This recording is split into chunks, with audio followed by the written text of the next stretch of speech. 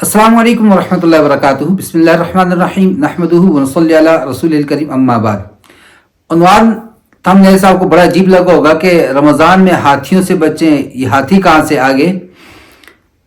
تو واقعتاً رمضان مبارک کے اندر جب ہاتھی آ جاتا ہے تو پھر ساری چیزیں تباہ ہو جاتی ہیں۔ ایسا ہوا امام مالک رحمۃ اللہ علیہ کا دور، اور مدینے کے اندر آواز پڑ گئی کہ ہاتھی آیا ہے۔ تو جتنے بھی طلباء اکرام بیٹھے ہوئے تھے سارے کے سارے اٹھے۔ نئی چیز تھی، پرانی چیز بھی ہوتی، آج بھی اگر جہاز اوپر سے جا رہا ہمیں آواز آتی ہے تو مڑ کے ہم ضرور ایک مرتبہ دیکھتے کہ جہاز کہاں سے آ رہا ہے، ہیلی کاپٹر کہاں سے آ رہا ہے۔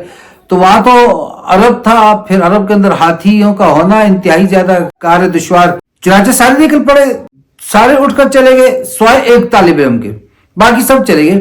جب وہ واپس آئے تو کسی نے پوچھا، وہ جو نہیں گیا تھا اس سے، کہ بھائی آپ کیوں نہیں گئے ہاتھی دیکھنے کے لیے؟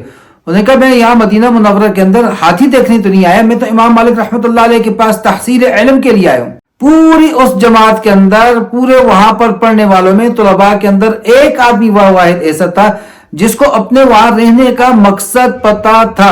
اب اس رہنے کے مقصد کا پتہ ہونے کا جو فائدہ اس کو کیا ہوا، تو وہ کون تھے؟ یہ وہ شخص تھے کہ موطا امام مالک جو روئے زمین پر حدیث کی سب سے پہلی کتاب ہے، مستند ترین کتاب ہے، اس کے سب سے مستند ترین، اتھینٹک ترین جو راوی ہے یہ وہ تھے امام یحییٰ بن یحییٰ لیثی رحمہ اللہ۔ تو بھائی رمضان آ رہا ہے، اب رمضان میں دو قسم کے لوگ ہیں، ایک وہ جن کو اپنا مقصد معلوم ہے، ایک وہ جن کو مختلف قسم کے ہاتھی اپنی طرف بلا رہے ہیں۔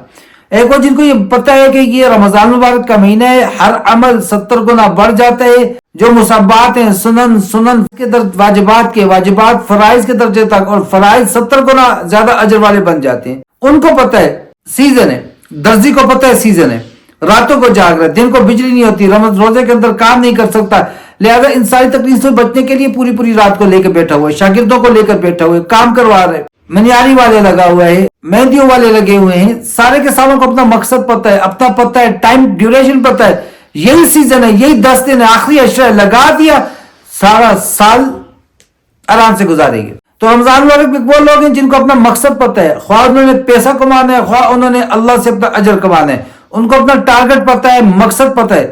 جس طرح کوئی کمپنی کسی سیلز مین کو ٹارگٹ دے دیتی ہے، ان کو ٹارگٹ پتہ ہے، وہ اس کو اچیو کر رہے ہیں۔ اور ایک میرے اور آپ کی طرح کے لوگ بھی ہیں جن کو مختلف قسم کے ہاتھی کھینچ رہے ہیں اسلامک ٹرانسمیشنز کے نام کے اوپر۔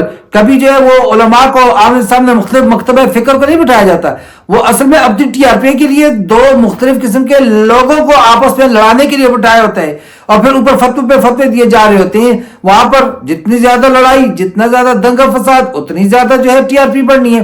تو ان کو بٹھایا ہوتا ہے، اور مجھے اور آپ کو ادھر بلا لیتے ہیں کہ جی اپنا وقت چھوڑیے، عبادت کو چھوڑیے، تلاوت کو چھوڑیے، ذکر کو ہمیں دیکھ کے گزاریے۔ شیطان جس وقت جنت سے نکالا جا تھا اس نے اللہ کو کہا تھا لَأُزَيِّنَنَّ لَهُمْ فِي الْأَرْضِ وَلَأُغْوِيَنَّهُمْ أَجْمَعِينَ، میں ان کے لیے مختلف چیزوں کو مزین کر دوں گا، ان کو ٹرانسمیشن بھی نیکی کے کام نظر آئیں گے، ان کو لوگوں کی خدمت بھی نیکی کا کام نظر آئے گا، حتیٰ کہ فرض نماز اس سے فوت ہو رہی ہوگی۔ تو اس طرح مختلف علم و بہانوں سے جو ہے میں ان کو لگایا رکھوں گا، یہاں تک کہ حتیٰ أَتَانَا الْيَقِينُ، یہاں تک کہ ہم تک موت آ گئی، پھر موت آ جائے گی، عین الیقین کھل جائے گی، تب پتہ چلے گا کھوٹا کون ہے اور کھرا کون ہے۔ تو میرے بھائیو، رمضان مبارک کے اندر اس ہاتھی سے بچنا ہے، جو آپ کو اللہ سے الگ کرے اس ہاتھی سے بچنا ہے، جو اللہ کی طرف سے آپ کی توجہ کو ہٹائے بس اس ہاتھی سے بچنا ہے، جو آپ کو للہیت نہ حاصل کرنا دے، جو آپ کو گناہ میں مبتلا کرے، جو آپ کو مختلف فضول کاموں میں لگائے، وہ مادی چیز ہے، وہ کسی بھی قسم کا دوست ہے، رشتہ دار ہے، الگ ہو جائے۔